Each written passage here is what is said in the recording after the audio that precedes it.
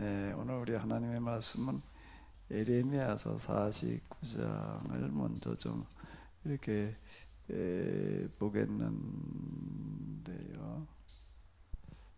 24절 한 절만 우리가 먼저 좀 보시도록 하겠습니다. 현대 성경이 되겠습니다.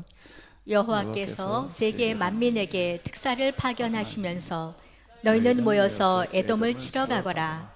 너희가 다 같이 에돔을 공격하여라 하고 명령하셨다는 소식을 내가 들었다. 아멘.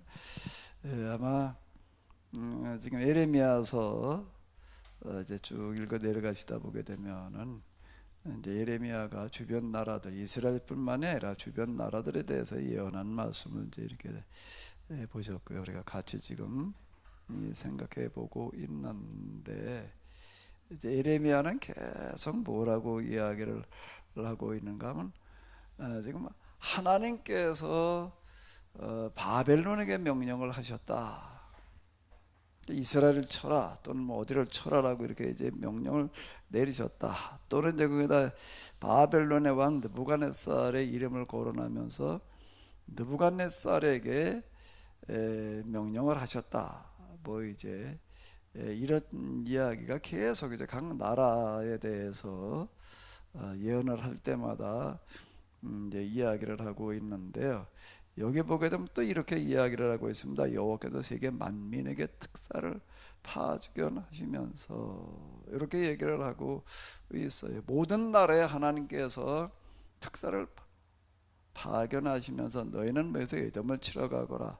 너희가 다 같이 에돔을 공격하여라라고 명령하셨다는 소식을 내가 들었다. 이건 이제 예레미야가 하는 그런 이야기가 이렇게 되겠는데요. 예레미야는 지금 이렇게 이제 보고 있는 거예요. 근데 이건 이제 다시 지도를 보면서 이제 말씀을 이제 이렇게 드리게 되면은 아수르라고 하는 나라가 이제 이 메소포타미아 지역에서 이제 이 메소포타미아를 통일을 하고 이집트까지 이렇게 다 지배를 했습니다. 그러다가 이제 아수르의 시대가 가고 바벨론의 시대가 이제 이렇게 오는 거예요.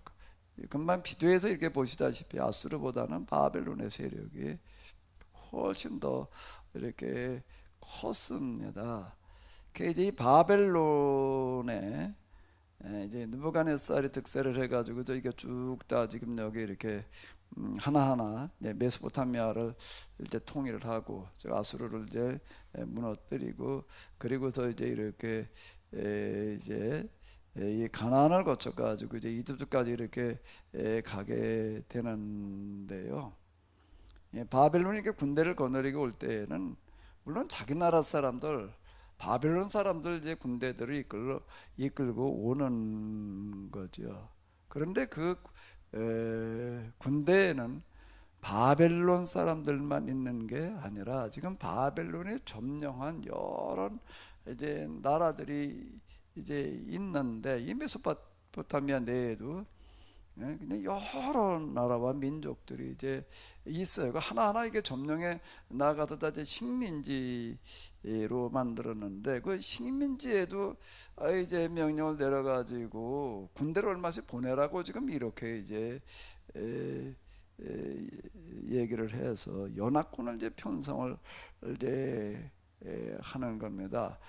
우리나라에도 이렇게 역사에도 이렇게 보게 되면 임진왜란이 끝나고 난 다음에 이제 명나라에서 이제 이제 청나라가 이제 등장을 하니까 이제 전쟁을 하게 되는데, 우리에게 뭐 군대를 보내라 뭐 이런 이제 이야기도 우리가 뭐 잘 알고 있습니다. 그건 뭐 명나라만 그러는 게 아니라 고대 이 제국들은 다 그런 식으로 이렇게 하는 거예요. 그러니까 자기가 지배한 나라들에게도 군대를 얼마씩 다 공출을 해가지고서 지금 이제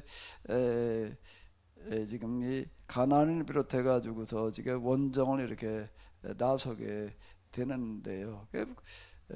겉으로 보기에는 바벨론 군대가 오는 거예요. 근데 거기 구성원을 보게 되면 주축은 바벨론 사람들이지만은 바벨론 사람들만이 아니라 거기 각 나라 사람들이 다 지금 같이 들어 있는 건데, 이 사람들이 어디를 치러 오는가 하게 되면 이제 에돔을 치는 그런 이야기, 이 부분을 지금 이제 예레미야가 이야기를 하는데, 이렇게 이야기를 하는 게 에돔을 치러 지금 이렇게 오는데, 에돔에 관한 그런 예언은 조금 이제 이 순서를 뒤에서 지금 이제 이렇게 얘기를 해 놓고 있습니다.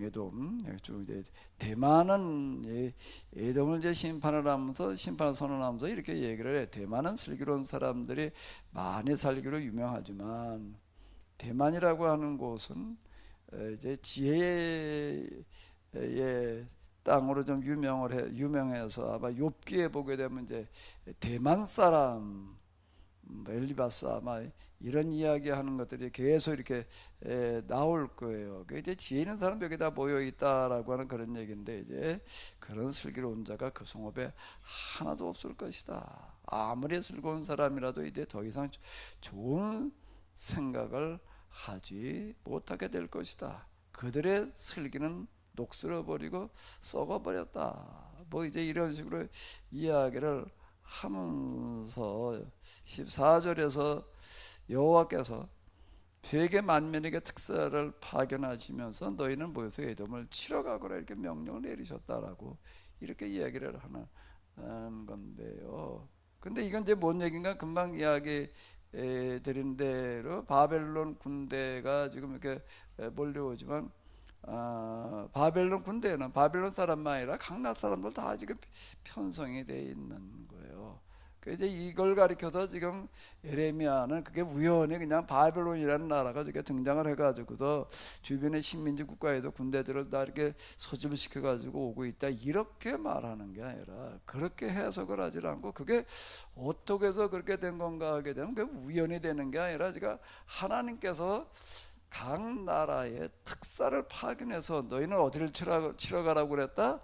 모압을 치러 가라고 그랬다, 이렇게 해석을 하는 겁니다. 이런 해석은 어떻게 할 때에만 가능한가라고 하게 되면은, 하나님께서 살아계실 뿐만 아니라 창조주 하나님께서 지금도 세상의 모든 역사를 세밀한 것 하나하나까지 다 지배하신다라고 하는 그 신앙, 그 믿음이 있을 때에만 가능한 겁니다. 근데 우리가 이게 쉬운 것 같지만은요, 하나님을 그냥 막연하게, 그냥 제가 늘 쓰는 그런 말로다가 원론으로는 인정해요. 하나님이 지금도 살아계시다, 우리의 모든 것들을 다 주관하신다, 뭐 역사의 주관자이신 하나님, 생사 화복을 뭐 득하시는 하나님, 이렇게 말로는 그렇게 하기가 쉬운데, 실제 삶 속에서 우리가 정말 그 하나님의 인정을 하고 그 하나님 말씀대로 우리의 생각을 그렇게 하고 그리고 또 그렇게 삶으로 살아가느냐라고 하는 거는 또 다른 이야기예요.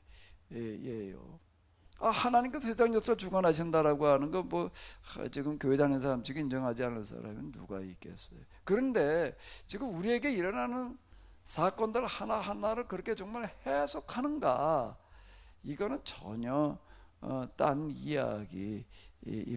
특히 역사를 그렇게 해석하는가, 전혀 딴 얘기예요. 아마 지금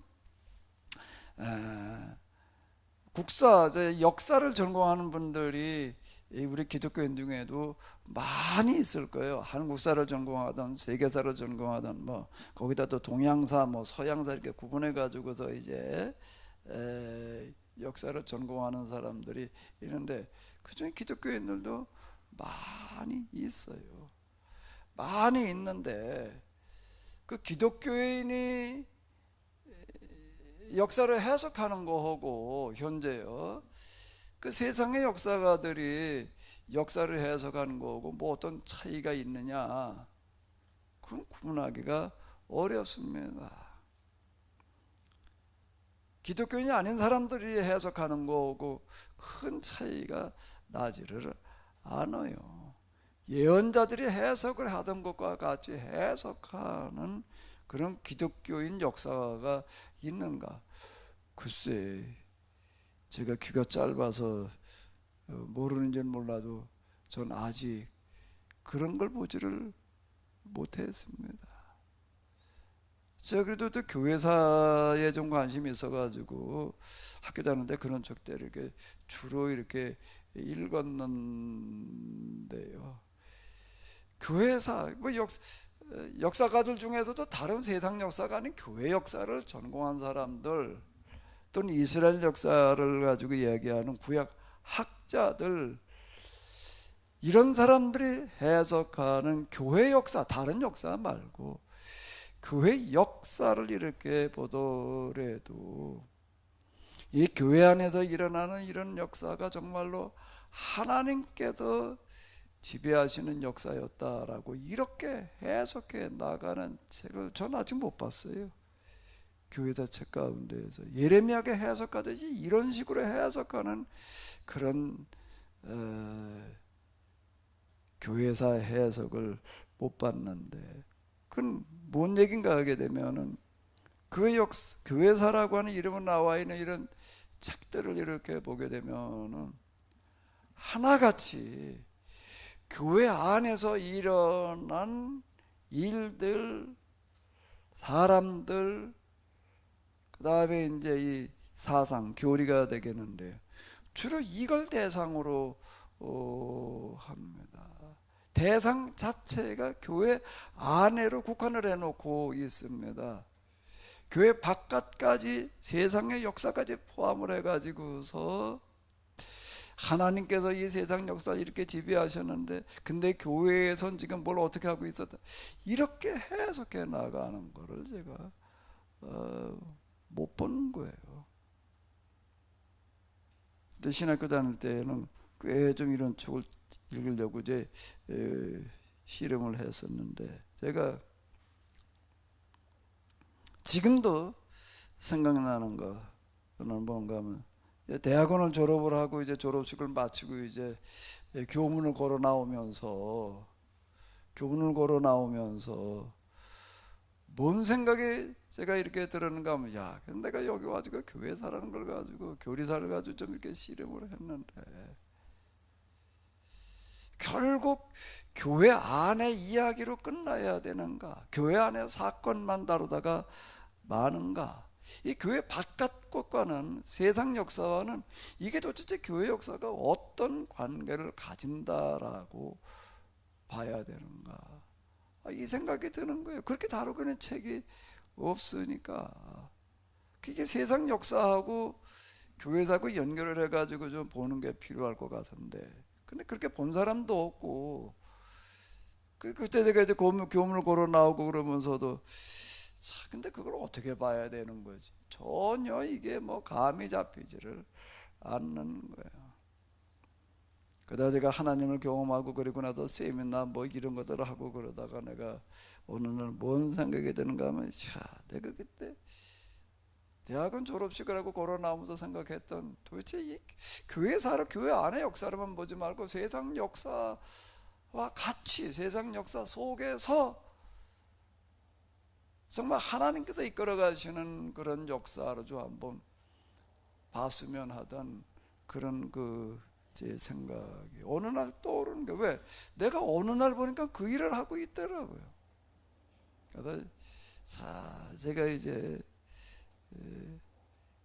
아까도 제가 여기 와가지고서요, 오늘 예배를 이제 이렇게 쭉 염두에 두고 기도하고 그러면서 내가 뭔 생각이 좀 많이 들었는가라고 하게 되면은, 사람은 자기의 생각만큼 된다. 또 생각한 대로 된다. 뭐라고요? 사람이 어디까지 된다고요? 생각하는 것만큼 되는 거예요. 금방 제가 말씀드리잖아요. 교회사를 가지고 내가 몇 년 동안 그렇게 씨름을 하다가 결국 뭔 생각을 했다고, 이 교회 사람 교회 안에 이야기만 봐야 되는가? 하나님과 교회 안에 계시는 하나님인가?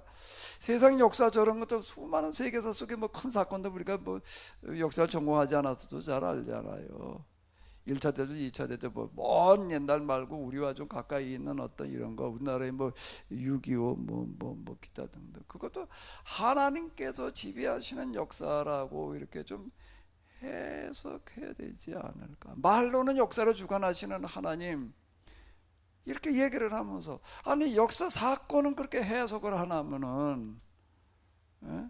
그러니까 세상 사람들이 해석하는 무슨 사관에 따라 가지고서 해석하고 있다면은, 그러면 도대체 이게 과연 온전 해석일 수 있을까? 이제 이런 생각이 계속 이제 한편에 이렇게 드는 거예요. 사람 자기 생각만큼 된다라고 하는 건데요.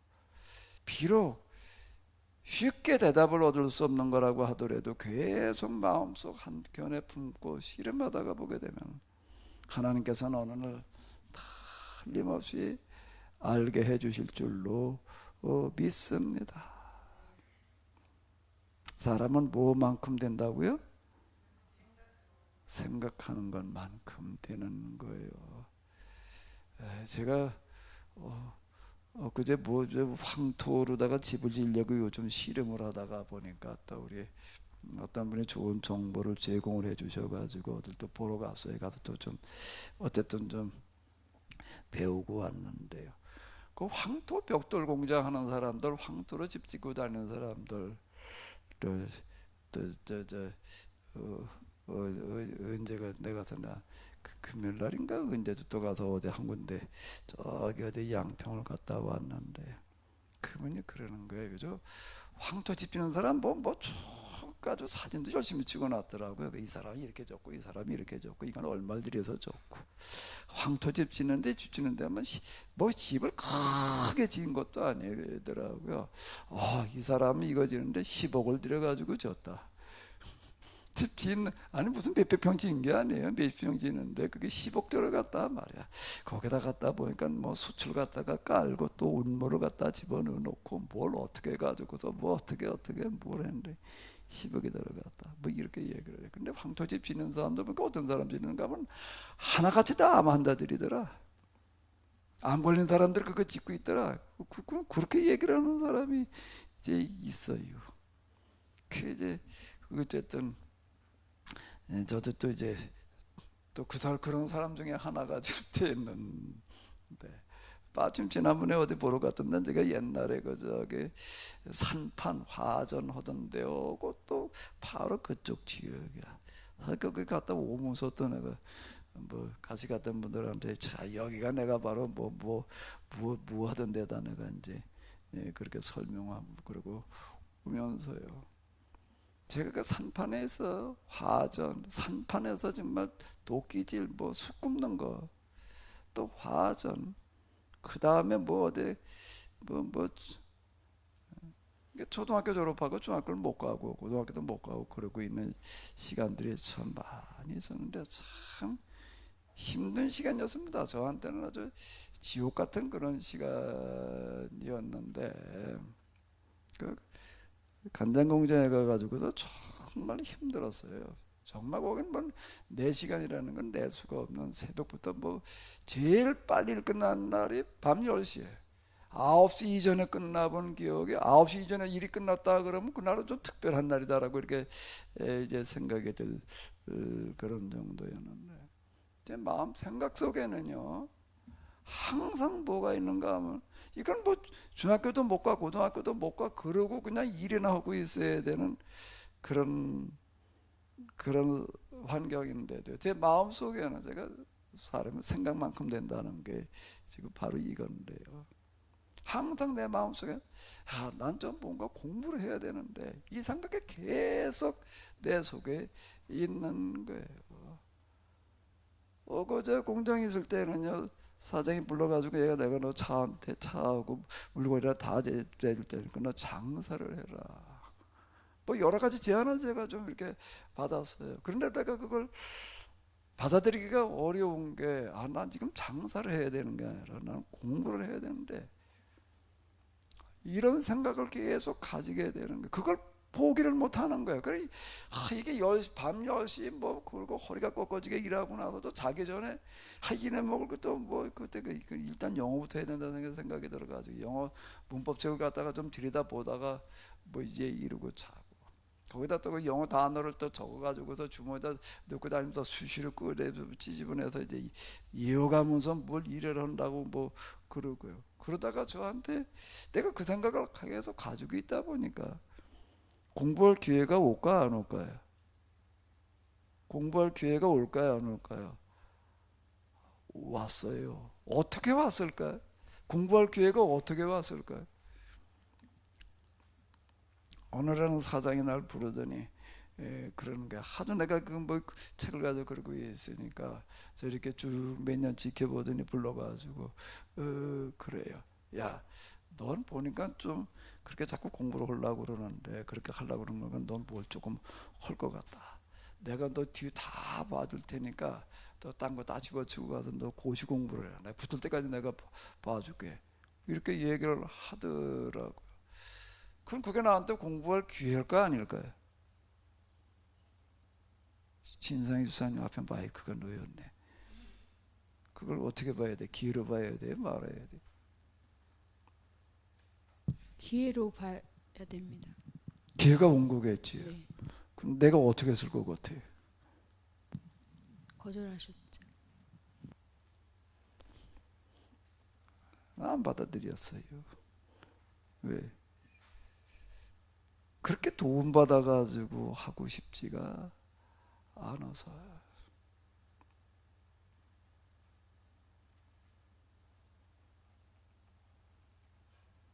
근데 진짜 기회가 왔어요. 공부할 기회가. 어떻게 왔을까? 그 다음에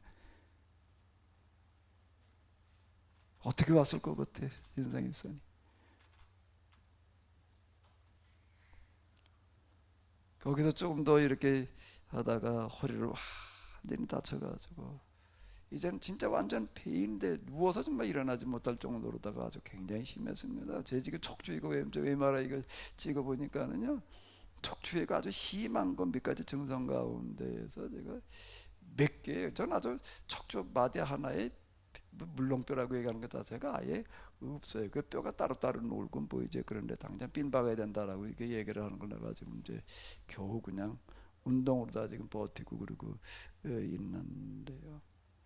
허리를 완전히 다쳐가지고 아무것도 못할 그런 지경. 이제는 뭐 아무것도 할 수 없는 상태가 돼버리는 거예요. 앉아서 일어나 앉지도 못해요. 내가 할 수 있는 게 뭐가 있을까 하고 찾아보니까는 딱 한 가지 있더라고요. 한 가지. 그게 뭘까요? 남는 시간을 활용하는 건데, 그 시간 가지고 내가 할 수 있는 건 뭐밖에 없는 거예요? 공부밖에는 없는 거예요. 그래가지고 이제 이게 누구도 이제 공부를 시작을 이제 한 건데요. 그 기회는 공부 그렇게 마음속에 있는 걸 포기하지를 못하고 그냥 맨날 그러고 있다 보니까 공부할 기회가 오기는 왔는데 뭘로 왔다고요? 누워서 꼼짝 못하는 상태로 오는 거예요. 그럼 난 딴 거 먹고 사는 거 걱정하지 않고 그냥 공부를 할 수 있는 그런 여건이라는 거 전혀 그게 아니에요. 그 기회라고 하는 거는요, 어떻게 오는가 하면 위기와 같이 오는 것 같아요. 위기가 큰 만큼 기회도 크다. 이건 제가 아주 제가 경험한 걸 가지고 이야기를 하는 건데요. 그 지경이 되니까는요, 공부를 어떻게 하게 되는가라고 하게 되면은 어떻게 하게 될까요? 죽기 살기로 하는 거예요. 세상에 죽기 살기로 하지 않고 되는 건 아무것도 없는 것 같아요. 공부를 저 그때 그리고 독학을 시작해서 하루 몇 시간 했냐라고 얘기를 하면 제가 이렇게 얘기합니다. 24시간 했다. 그럼 아니 어떻게 하루 24시간을 공부를 하느냐? 밥을 먹으면서 책을 펼쳐놓고 보면서 먹었으니까. 화장실 가면서도 들고 갔어요. 어떨 때 밤에 옛날 그 뭐 저 시골 화장실 무슨 뭐 꼼꼼한데 그걸 들고 책을 가가지고 어떻게 보냐. 그럼 조금만 후레쉬 들고 가가지고서 밤에 화장실 갈 일이 있으면요, 진짜 후레쉬를 비추고 앉아가지고 책 보면서 화장실 갔다 오고, 어디 갈 일이 있어도 이거 들고 걸어가면서도 믿거나 말거나, 믿거나 말거나 걸어가면서도 좀 보면서 보고도 이러고. 그 잘 때는 그 잠은 안 잤냐? 잠을 어떻게 안 자요? 잘 때에도 두 가지 방법을 했는데, 하나는 책으로 얼굴을 덮부자거나 비구자거나. 그 책 한 권을 갖다가 이렇게 잡으면은 딱 페이지 보고서 하루 매비지 얼마 정해야. 그래서 얼마 동안에 이거 한 권 띄자. 지금 돌이켜놓고 보게 되면 그 속도가 불가능한 속도로다가 나가. 나는 암기력이 뛰어나지를 못하는데요. 적당히 해가지고 되는 거는 제 경험에 의하면 아무것도 없는 것 같아요. 하나님께서 만들어놓은 세상에 저 잡초가 사는 걸 봐도 그렇고 벌거지가 사는 걸 봐도 그렇고 뭐든지 한번 보십시오. 적당히 살아가지고 되는 게 있는가. 저 잡초를 김을 매보게 되면 참 많은 것을 배우게 되는데요. 정말 그 잡초 풀 한 벽에 아무것도 아닌 것 같은 것도요, 이거 뜯어놓으면은요 금방 나옵니다. 또 뜯으면 또 나오고 또 나오고 또 나오고요. 그러다가 이게 한 8월 9월쯤 되게 되면은요, 잡초가 참, 야, 이게 뽑으면서도 어떨 때는요 참 미안하다 이런 생각이 들 정도인데, 몇 번 뽑으면 완전히 뿌리 뽑지 않고 그냥 뜯어놓게 되면요, 이제 가을은 돼가고 이파리가 나와가지고 열매 맺을 시간이 없다. 이걸 어떻게 아는지 모르겠어요. 그러면 어떻게 하는가 하게 되면 이파리 오고 열매 맺는 송이하고 같이 나와요. 같이 나와가지고 이걸 나와놓은 걸 보게 되면요, 야, 이게 어떻게 살 수가 있을까. 정말 애초를 어떨 때 이렇게 보게 되면 포기라는 걸 모르는 거예요. 적당히 대충이라고 하는 거 가지고 되는 거는 아무것도 없는 것 같습니다. 거미가 거미줄을 치는 걸 봐도 그렇고요. 자, 거미줄 치는 걸 한번 가만히 쳐다보십시오. 그걸 매달려 가지고 그네 타기 아무도 그거 가지고 이렇게 짚고 있는 것을 보게 되면, 그런데 그 간격이나 이런 것들을 어떻게 그렇게 기가 막히게 그걸 맞춰놓고 있는지, 적당히 해놓은 거는 아무것도 없어요. 거미들 새로 쳐는 거 한번 딱 찍어가지고 한번 요 각도라든지 이런 걸 한번 봐봐요. 한해 그 조그만한 벌거지가 어떻게 그렇게 계산을 해가지고서 그걸 그렇게 짓는지, 이게 너무 놀라운 얘기야. 이게 거미를 갖다 놓고 보게 되면은요, 아니 거미를 보고 다 징그럽다고 그러지, 그건 뭐 내다보니까 밟아 죽이려고 그러지, 이게 대단하다고 생각하기가 참 어려워요. 특히 뭐 독거미 뭐 이런 괜히 그냥 겁나고 뭐 그러는데, 이런데 그 거미를 추는 그 거미 봐봐요. 이게 생긴 것도 이게 뭐 도대체가 뭐 지혜라는 게, 대만 사람이 지혜 있다 그래. 지혜라는 게 있을 거 뭐, 거미가 지혜롭게 생겼나? 이게 뭐 도대체가 그런데 그러려면 거미줄 하나 쳐놓는 걸 봐봐요. 어떻게 그렇게 다 각을 맞춰가지고 또 줄간격을 그렇게 기가 막히게 맞추고 있는지, 그리고 또 어떻게 뭘 계산을 하는가 하게 되면, 벌을 기르다 보게 되면 또 뭐하고 씨름을 해야 되는가 하면 거미하고 씨름을 해야 돼. 이놈들이 벌 날아다니면서 찾아다니면서 거미줄을 쳐놔. 그럼 또 벌이 거기 매달려 죽어. 그럼 이거 어떻게 해야 돼 또? 그것도 이거 걷어야 되는 거야. 내가 그래도 거미를 보는 거야. 야, 이 자식들은 도대체가 이걸 어떻게 해서 여기다 대고 이렇게 칠까? 아니, 거미줄을 치려면 저기서 여기까지 이렇게 줄을 매놔야 될 거 아니에요. 이게 거리가 굉장히 멀어. 근데 이거를 근데 여기까지 가려면 굉장히 힘들 것 같아. 이게 이거 조그마한 날개가 있는 것도 아니고 어떻게 이 나뭇가지까지 가가지고서 이걸 줄을 여기다 걸어가지고 그다음에 또 저쪽으로 가가지고 또 거기다 갖다 걸어가지고 몇 군데다 이래가지고서 이제 이거를 매는 거예요. 그 이제 그 거미가 거미를 쳐놓는 거 이렇게 보게 되면, 야, 나도 벌기랄까 할 수 없이 이런 거 걷는 거지만, 응?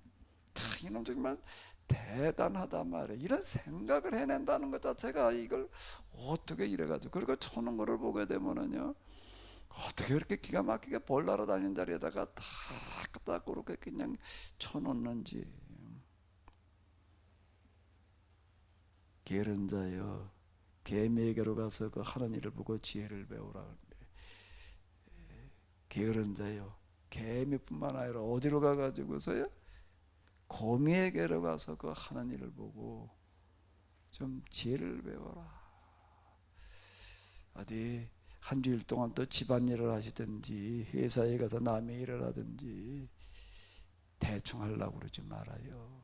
대충 해가지고서는 되는 게 아무것도 없습니다. 아주 할 수 있는 데까지 철저하게 해요. 어디 흑벽돌 흙집 맺는다는 분 같더니 그 사장이 직접 자기 미장부터 다 한다. 그러면서 뭐라고 얘기를 하면 나는 어디 가도 일을 하면 해가지고 죽기 살기로 한다. 이렇게 얘기하는 분이 있더라고요. 내가 사장이라고 해가지고서 그냥 나 봄 잡고 있잖아. 나고도 치고 그냥 아주 내가 죽기 살기로 그냥 거기 미장이랑 뭐라 해놨는데 보니까 누가 했냐니까 자기가 직접 다 했대. 죽기 살기로 한다. 이렇게 얘기하는 사람이 있더라고요.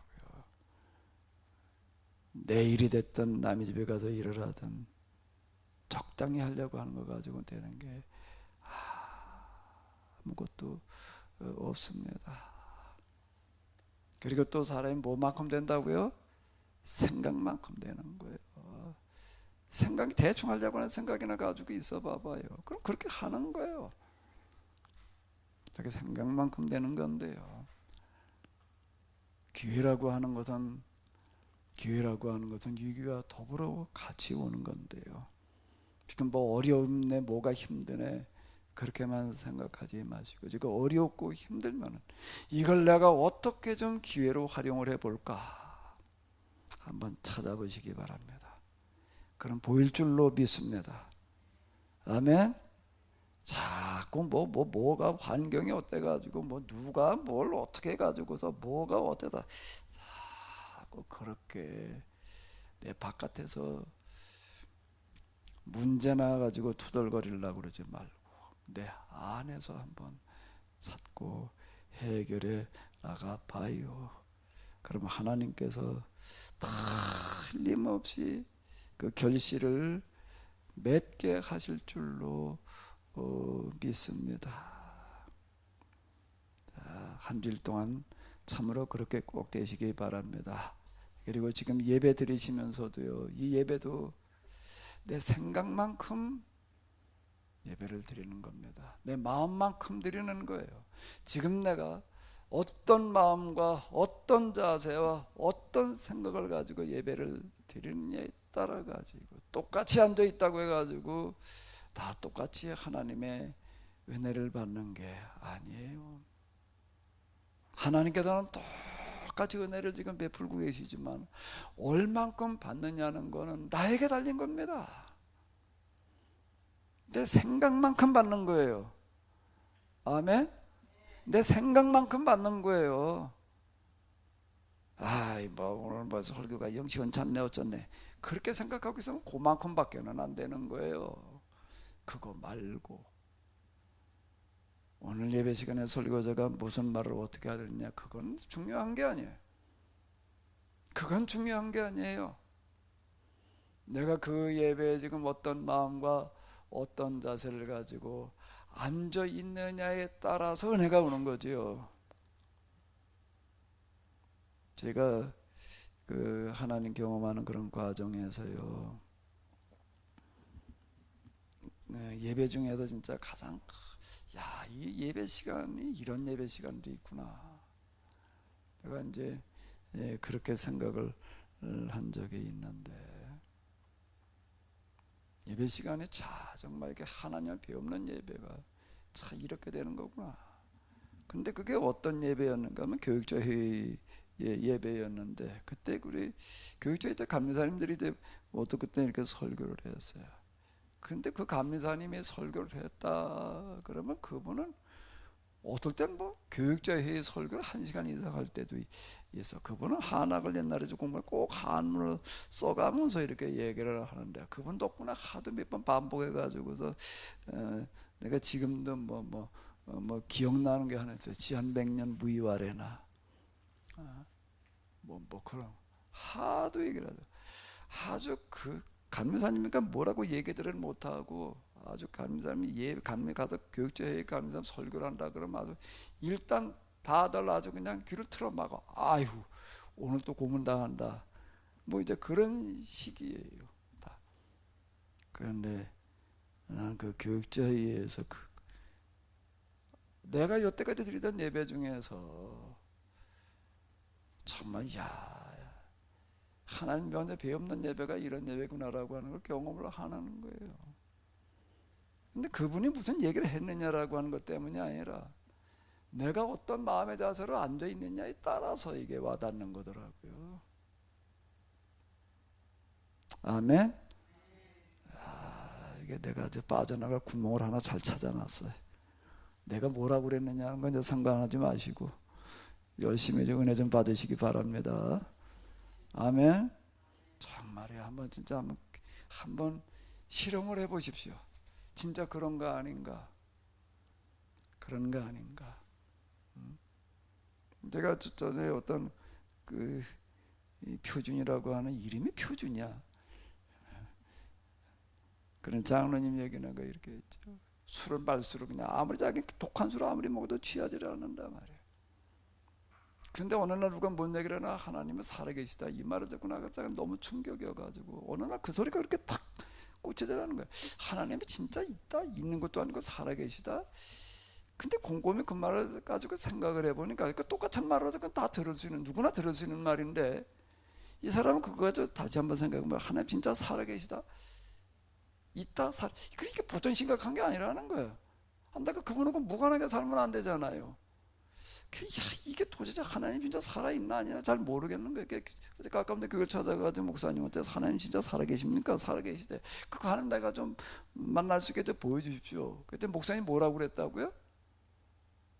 나 같으면 뭐 어쩌고 저쩌고 설명을 하려고 그랬을 때 설명하자고, 몇 달 동안 우리 교회에서 드린 예배를 모두 다 참석을 해봐라. 그 뭐 새벽 예배, 무슨 뭐 속회 예배, 주일 예배, 낮 예배, 이건 뭐 다 할 것도, 무슨 철야기도 해. 한번 빠지지 말고 다 참석해라. 이분이 진짜 다 참석했다는 거예요. 뭐 3개월인가 얼마를 뭐 참석하라고 했는데 그분 얘기가 그 얘기를 저고 이렇게 하면서 3개월까지 갈 것도 없더라. 몇 번 참석을 했는데 어느 날 예배, 그것도 맨 앞자리 가가지고서 진짜 하나님 있는지 없는지 내가 확인하러 왔으니 또 뒷전에 앉아가지고 구경이나 하고 갈 수는 없잖아요. 맨 앞자리 와가지고서 정말 자기는 아주 심각하게 한번 예배 드려봤단 말이에요. 이걸 뭐 속회를 드리러 갔더니 이건 진짜 어떻게 짝이 없더라. 이건 뭐 여자들 밀면 안 돼도 그러니까 누코니가 앉아있을래니 뭐 그래 무조건 갔다는 거예요. 근데 어느 날 예배를 드리는데 자기에게 무슨 일이 일어나가지고서 그냥 떼굴떼굴 구르면서 뭘 어떻게 했단 말이야. 나중에 보니까 사람들이 예배 끝나고 나서 다 들여다보고 있더라. 이 사람이 왜 그러나. 그러면서 자기는 하나님을 만났다. 코로나 때문에 우리가 이렇게 예배를 드릴 수밖에 없는데, 이렇게 예배를 드릴 수밖에 없기 때문에 오히려 기회가 될 수 있어요. 이게 두 기회가 될 수가 있습니다. 신앙 털어먹기 딱 좋은 기회예요. 이게 교회 안 가도 되네, 어때도 되네, 그냥 왔다 갔다 할 것도 없이 그냥 집에서 또 드리더라도 그냥 이렇게 그냥 그저 텔레비전이나 그냥 아니면 컴퓨터나 들여다보고 그냥 앉아있다가 그냥 그러면 되네. 그렇게 해가지고 그런 기회를 쓸 수 있는 사람도 있고, 그리고 그 수준에 끝나는 겁니다. 이거 정말 예배 드릴 수 없는 날이 온다는 거 아까 그 성모사님 기도할 때 그러셨잖아요. 도대체 이런 날이 올 거라고 누가 생각을 해? 이런 날이 이렇게 왔는데 정말 이렇게 예배를 드릴 수밖에 없는 거에 대해서 정말 마음으로 탄식하면서 정말 이걸 어떻게 해야 되나. 백신 근데 요즘 백신 80% 넘은 나라들도 보니까 그거 별 무용지물인 것 같아요. 그 백신 가지고 해결될 것이 아니라는 거. 이걸 어떻게 해야 되나라고 한번 가슴을 치면서 통곡하는 심정으로 한번 이 예배를 드려보십시오. 우리 하나님은 살아계신 줄로 믿습니다. 예배를 지켜보시는 줄로 믿습니다. 우리의 마음을 회개하신 줄로 믿습니다. 받을 만한 예배를 찾으시는 줄로 믿습니다. 생각만큼 되는 거예요. 생각만큼 되는 거예요. 생각만큼 되는 거예요. 다시 또 본문으로 돌아가겠는데요. 야, 도대체 교회사라고 하는 게 교회 안의 생각이, 교회 안의 사건이나 사람이나 그리고 사상이나 다루다 끝나야 되니 세상하고 좀 뭐 관계를 어떻게 좀 가지게 해봐야 될까라고 하는 생각이, 그 생각이 지금 내가 가능하게 하는 거예요. 원인 없는 결과라고 하는 건 없는 거예요. 내가 이렇게 무슨 세상의 역사를 가지고서 그 세상의 역사를 하나님 역사도 해석해 나가는 게, 난 아무런 관심도 없었는데 생각도 없었는데 어느 날 무슨 계시를 받았지, 그렇게, 그건 말이 안 되는 거예요. 신학교 가가지고 나름대로 계속 공부 좀 한다고 시험하다 마지막 도달한 게 뭔가, 참 교회사라는 게 결국 교회 안의 사건이나 얘기하다 끝나야 되는 건가? 이걸 도대체 어찌해야 되는가? 그 생각을 가지고 학교 교문을 나섰는데 몇 년 뒤에 가가지고서 어느 날 돌이켜놓고 보니까 내가 지금 그 일을 하고 있는 거예요. 하나님께서는 우리의 생각을 지금도 보시는 줄로 믿습니다. 한번 스스로 돌이켜 보십시오. 난 예배 드리면서 내가 뭔 생각하고 있나? 무슨 마음을 품고 있는가? 어떤 자세로 내가 지금 앉아 있는가? 다시요. 우리 하나님은 지금도 살아계시는 줄로 믿습니다. 아멘. 지금도 예배를 지켜보고 계시는 줄로 믿습니다. 받으실 만한 예배를 한번 드려보세요. 에레미야라고 하는 사람은, 이거 예언자들은 어떤 사람들인가 하면 정말로 하나님이 살아계셔서 우리의 작고 큰 모든 것들을 다 주관하시고 지배하신다라고 진짜 믿는 사람들이에요. 그러니까 그 역사를 그렇게 해석을 해 나가는 겁니까? 그 사람에게 하나님께서는 하늘의 음성을 듣게 하시는 거예요. 이 구절 어떻게 읽으셨는지 모르겠어요. 본문은요. 한번 다시 읽어보시기 바랍니다. 여호와께서 세계 만민에게 특사를 파견하시면서 너희는 모여서 에돔을 치러 가거라. 오늘 이와 같은 음성이 이 예배 드리시는 여러분들에게 들려지시기를 바랍니다. 바벨론이 주변 식민 나라들의 군대까지 다 집합을 시켜가지고 지금 이 여기서 바벨론으로 볼 때는 이제 이 서쪽이 되는 건데 서방 원정을 나가는 그 모습을 보고 저게 하나님께서 모든 족속에게 명령을 내려가지고 지금 에돔을 치러 가거라 뭐 이렇게 얘기를 한 거라고 하는 걸 어떻게 해석을 할 수가 있겠는가? 그 예레미야는 그냥 생각으로 말하는 게 아니에요.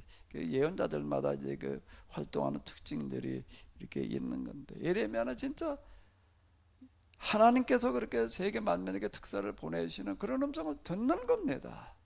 듣고 그렇게 지금 역사를 해석해 나가는 게 똑같은 걸 보면서도요. 바벨론이 지금 온 세상을 정복해 나가고 있다는 건 다 아는 얘기예요. 그런데 그거를 어떻게 보느냐, 어떻게 해석하느냐라고 하는 거는 다 다른 이야기인데, 그런데 예레미야는 하나님께서 세계 만민의 특사, 만국의 특사를 보내시면서 에돔을 치러 가라고 말씀하신 걸 들었다라고 이렇게 이야기를 하고 있습니다. 오늘 이 시간이 여러분들에게는 예레미야가 하나님의 음성을 들었던 것과 같이 오늘 지금 우리에게 하시는 음성이 들려지시는 시간이 되시기 바랍니다. 예레미야가 해석하는 방식대로 한다라고 하게 되면 예레미야가 오늘 우리에게 있다면 이렇게 얘기를 할 거예요. 뭐라고요? 하나님께서 저 눈에는 보이지도 않는 그런 쬐끄만 그 현미경으로 하나 들여다봐야지나 겨우 보일 수 있는 저런 미생물에게 말씀하셨다. 뭐라고요? 너는 세상에 나와가지고서 온 세상 사람들에게 좀 경고를 해라. 이대로 살다가는 너희가 다 죽을 수밖에 없다. 사망의 그림자가 지금 바로 내 코앞에 와 있다는 것을 알아라라고 가서 네가 좀 말해라라고 명령을 내리셨다라고 이렇게 틀림없이 이야기를 할 겁니다. 뭘 가지고 그렇게 얘기를 한다고요? 코로나 사태를 보면서 하나님께서 이 코로나 바이러스에게 명령을 내리셨다, 이렇게 해석을 할 거예요. 근데 과연 내게 이런 것들이 정말 하나님께서 그렇게 말씀하신다라고 하는 것처럼 와 닿을 수 있는가? 이건 딴 얘기예요. 이게 하나님께서 하시는 말씀, 하나님께서 하시는 일이라고 이게 와 닿아야지. 이게 그냥 들어가지고 뭐 그렇게 얘기하는 사람도 있네 이러고 넘어가는 거하고, 야 이게 정말로 하나님께서 지금 이렇게 하시는 거라고 하고 그게 생각에 와닿는 거는 딴 얘기예요. 듣는 게 다 똑같이 들었지요. 들었는데 그게 그 사람에게 하나님의 말씀이 되는가 안 되는가는 그건 이제 여러분들의 마음과 생각대로 되는 겁니다. 정말로 여러분들에게 이 음성이 예레미야가 하나님의 음성을 듣듯이 이 바이러스 사태 때문에, 이 코로나 바이러스 사태 때문에 정말로 하나님의 음성이 들려진다라고 하게 되면 그거는 그냥 뭐 하나님 그렇게 그런 일이 있을 거라고 말씀하지 이걸로 끝나지 않아요. 그건 누구에게 그 음성이 들려질까요? 누구에게 그 음성이 들려질까요? 어떤 사람일까요? 하나님께서 그 사람을 통해서 그 문제를 해결하시겠다는 얘기가 되는 거예요. 그게 그 음성이 들려진다는 거냐? 그냥 듣긴 하고 끝나는 얘기가 아니에요. 하나님의 말씀은 그분의 음성을 들어보게 되면은요, 이거는 뭐 무슨 내성병력이 옆에 떨어지면 놀란다. 제가 한밤중에 자다 말고 초등학교 때 그냥 깜짝 놀라가지고 깬 적이 있는데요. 벼락이 바로 있고 가끔 내 떨어지는데, 나는 뭐 저 초등학교 다닐 때 그때 밤에 자다가 뭔 소리 때문에 깬다는 걸 한 번 내가 기억나는 거는 자다가 벌떡 일어났어요. 왜? 그 바로 저 옆에 그 벼락이 떨어져서 집이 그냥 나중에 보니까 이만큼 뚫어졌더라고요. 이야, 이건 뭐 어마어마하더라고요. 근데 그것과는 비교되지 않을 만큼 더 큰 충격으로 와닿는 게 하나님의 음성을 듣는 겁니다. 하나님의 음성을 듣는 게 무슨 너무 쉽게 예언 은사 받았다고 또 어떤 사람들 얘기하는 것처럼 그런 식으로 와닿는 게 아닌 것 같아요. 하나님의 음성이 들린다라고 하는 것은 아무에게 들리는 게 아니라 그 사람을 통해서 그 일을 해결하시겠다라는 그런 얘기. 예레미야에게 이 음성이 들렸다라는 건 뭔가 하면 예레미야를 통해 가지고서 지금 하나님의 일이 진행되어지는 거예요. 남유다가 망하는 것은 물론이고 지금 이제 이 50장으로 넘어가면 바벨론이 멸망하는 어떤 이제 그런 이야기들이 그 기록이 되어져 있는데요. 예레미야서 다시 1장으로 돌아가 볼까요? 1장으로 돌아가 보게 되면은 뭐라고 기록이 되어져 있는가 하게 되면은 이게 예레미야에게도 하나님의 말씀이 이제 임할 때 이제 하는 얘기인데, 여호와의 말씀이 내게 임하니라. 그런데 기록을 해놨습니다. 하나님의 말씀이 임한다라고. 예레미야는 놀라가지고 슬프도 소이다. 왜 나한테 이런 말씀이 임해야 됩니까? 라고 이렇게 얘기를 할 때 뭐라고 말씀하시는가 하게 되면, 내가 내 말을 네 입에 두었다. 보라, 내가 오늘 너로 여러 나라와 여러 왕국 위에 세워 네가 그것들을 뽑고 파괴하고 파멸하고 넘어뜨리고 건설하며 심게 하였느니라. 이 말씀이 뭔가 하게 되면 그게 47장부터 예언되는 그런 열국에 대한 예언이에요. 열국에 대한 예언이라고 하는 것은 뭔가 하면 지금 예레미야가 여기서 지금 지금 앞에다 블레셋의 멸망을 이야기를 합니다. 그 전에 애굽의 멸망을 먼저 얘기를 했죠. 애굽의 멸망, 거기 보게 돼 이렇게 나왔어요. 애굽의 멸망하기 전에 예레미야가 했던 말이다 말이야. 블레셋의 멸망하기 전에 했던 말이다. 그러니까 예레미야가 말한 대로 되는 거예요 지금요. 그 얘기가 지금 뭔가 1장 9절에 나오는 거예요. 내가 오늘 너로 여러 나라와 모여 여러 왕국 위에 세고 내가 그것들을 뽑고 파괴하며 파멸하고 넘어뜨리며 건설하고 심게 해내라. 예레미야가 말한 대로 그 나라들이 결정되어져 가는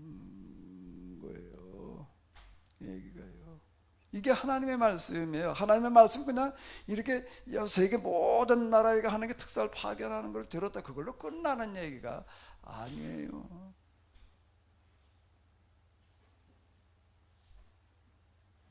하나님의 대책이 된다라는 그런 얘기가 되는 건데요. 나는 오늘 예배 드리시는 여러분들 모두가 이 음성에 들려지기를 바라요. 우리 하나님은 정말로 살아계신 줄로 믿습니다. 그분 앞에 내 마음을 한번 열어보세요. 그분 앞에 한번 내 생각을 내놔보세요. 그분은 우리의 마음과 생각, 걸음걸이를 세고 계시는 분이십니다. 정말 하나님을 찾는 사람을 하나님께서도 똑같이 오히려 그보다 더 크게 찾고 계시는데 오늘 예배가 여러분들이 하나님을 하나님께서 찾으시는 하나님께 기억된 바 되는 그런 예배가 다 되시기 바랍니다. 그럼 여러분들의 위기가 기회로 바꾸어지고 여러분들이 이 세상을 결정하는 예레미야에게 내가 너를 통해서 뽑기도 하고 심기도 하고 그 일을 하겠다. 그게 그냥 지나간 얘기, 1장의 얘기가 지금 여기 이 얘기예요. 예레미야가 말한 대로 되는 거예요. 이게 너무 놀라운 거는요. 너무 놀라운 건 이제 49장 지금 우리가 에돔 그 뒤에도 이제 계속 나와요. 이제 에돔 얘기뿐만 아니라 아람에 대한 예언. 그 다음에 또 이제 또 나와요. 아라비아 여러 나라들. 여기다 보면 이렇게 얘기를 하고 있습니다.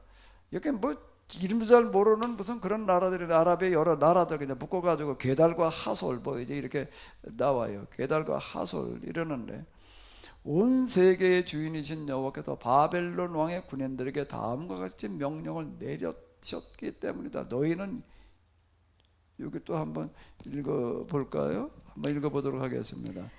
너희는 일어나 수리아 라비아 사막으로 올라가서 게달 족속을 쳐라. 동방의 사막지대에 사는 베두인 족속들을 쳐서 정복하여라. 그들의 천막도 걷어가고 그들의 양떼도 몰아가거라. 그들의 양탄자와 세간살이도 빼앗아가고 그들의 낙타도 모조리 끌어가며 너희는 사방으로 포위되었다라고 외쳐라. 예레미야는 이 음성을 정말 듣는 거예요. 근데 금방 1장에서 얘기한 것처럼 이게 무슨 얘기라고요? 하나님께서 예레미야가 말하는 대로 되게 하시는 거예요. 나라의 운명이 이렇게 결정되어지는 거예요. 거기 지금 그 예레미야에 대해서 적대시하던 사람들에 대해서 내가 어떻게 되리라, 뭐 어디가 죽으리라 이런 얘기도 하는 거 그대로 됐다 이런 얘기들이 이렇게 나오잖아요. 50장으로 넘어가게 되면은 온 세계의 주인이신 여호와께서 갈대 족속의 땅 바벨론에 대하여 예언자 예레미야에게 다음과 같이 알려주시며 수도 바벨론을 향하여 외치게 하셨다. 주께서 말씀하셨다.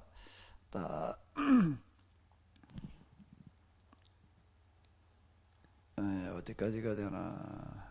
그냥 여기까지만.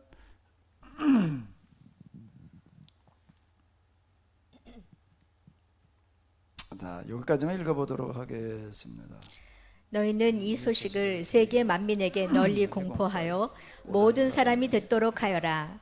이 소식을 적어서 모든 지역에 붙여놓고 누구나 읽고 알게 하여라. 누구라도 이 소식을 다른 사람에게 숨기지 말고 전해주어 모든 사람이 듣도록 하여라. 바벨론 제국이 함락되었다. 바벨론의 수호신이 실수를 하였다.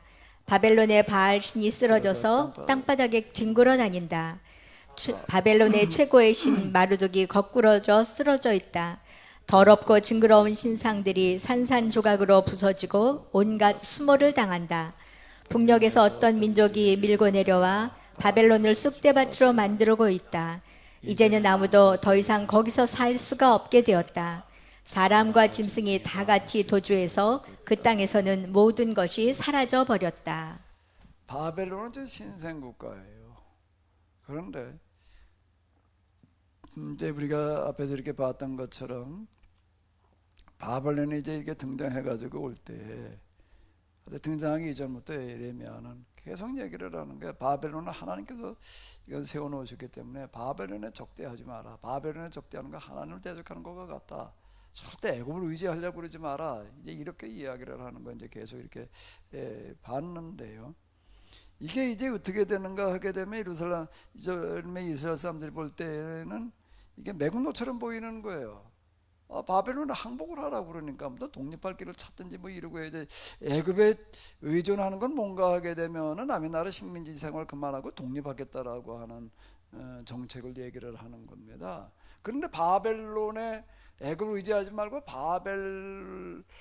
친바벨론 정책을 써라는 건 바벨론의 식민 지배를 받아들여라 이렇게 얘기를 하는 거. 그러니까 저렇게 왕들을 비롯해 가지고서 다 사람들 이건 완전 매국노단 말이야. 우리가 독립을 할 생각을 해야지 왜 남의 나라 식민지를 하라고 그러냐 이렇게 받아들이는 거예요. 이게요. 그것 때문에 이제 온갖 고초를 이렇게 당하는 건데, 그러니까 바벨론 사람 입장에서 볼 때는 야 그래도 이게 예루살렘에 에레미야라는 자가 우리 친바벨론 정책을 쓰라고 얘기하는 자가 있다 이렇게 봐가지고서 이걸 이제 좋게 보는 거예요. 그래가지고 나중에 어떻게 했다고요? 자기 그 경호실장 느부사라단을 보내가지고서 에레미야는 좀 특별히 보호를 해줘라 이 정책을 쓰잖아요. 그 이제 좀 우리나라 저 대적하지 말라고 그랬으니까 친바벨론주의자다 이렇게 이제 보는 겁니다. 그러면 예레미야는 친바벨론주의자였는가? 지금 여기를 이렇게 보게 되면 천만에요. 친바벨론 정책만 쓰라고 얘기한 사람이 아니에요. 무엇도 얘기를 하는 거죠? 바벨론 제국이 함락되었다. 이걸 선언하는 거예요. 바벨론이 전혀 망할 것 같지 않던 시대에 벌써 이거를 같이 얘기를 하고 있는 거야. 아마 바벨론 사람들이 이 말을 못 들은 것 같아. 말을 해도 이런 거 귀에 안 들어와. 뭐 우리가 망해? 뭔 소리 하고 있는 거야? 우리가 왜 망해? 바벨론 성이라는 게 망할 수 없는 성을 쌓아놨으니까 그건 아예 망할 거라고 생각이 하니까 뭐 그건 아예 그자마 듣지도 않았고 이렇게 돼버리는 건데, 근데 예레미야는 지금 선언을 하는 겁니다. 바벨론이 멸망하게 70년 전 얘기예요. 이거는요 70년 전에 뭔가 하면 70년 후에 바벨론이 멸망할 거를 말을 해요. 그러면 이제 바벨론이 왜 망했느냐라고 하는 것들에 대해서 여러 가지 얘기를 할 수가 있겠죠. 우리가 이렇게 보게 되면 이스라엘 사람들이 거기에 포로로 잡혀가지고 계약법을 공부하고 계획을 지켜서 이제 하나님께서 돌아갈 기회를 주시느라고 이제 바벨 망했다. 물론 맞는 얘기예요. 그런데 바벨론이 왜 망했느냐라고 얘기를 하는 거고, 조금 더 그 이전으로 넘어가면 뭔 얘기가 되는 거죠? 예레미야가 말한 대로 되는 거예요. 예레미야가 말하는 대로 되는 거예요. 내가 다시요, 하나님의 말씀이라고 하는 거가 이게 이런 말을 우리가 그대로 인정하고 이건 믿는다는 게 굉장히 어렵습니다. 난 내 스스로를 돌이켜놓고 보더라도 아니 진짜 하나님께서 예레미야를 통해서 뭐 나라를 뭐 어떻게 해놓고 여러 만국 위에 세워 내가 그것들을 뽑고 파괴하며 파멸하고 넘어뜨리며 건설하고 심게 했다. 아니 뭘 예레미야가 뭘 어떻게 가지고 나라를 갖다가 마음대로 이렇게 좌지우지하느냐, 이게 참 의미 있는 거예요. 그게 뭔 얘기야 이게. 그런데 그 하나님을 직접 경험해 보게 되면은 이 얘기가 뭔지가 직접 와 닿습니다. 그러니까 제가 지금 이런 식으로 얘기를 하는 거예요. 이게 제가 하나님을 경험하기 이전부터 내가 이런 식으로 말하는 게 아니에요. 예레미야가 바벨론에 대해서 뭘 해놨기 때문에 바벨론이 망했다라고 얘기를 하는 거죠. 사망 선고를 선언해 놓는 거예요. 그리고 말씀대로 돼가는 거예요.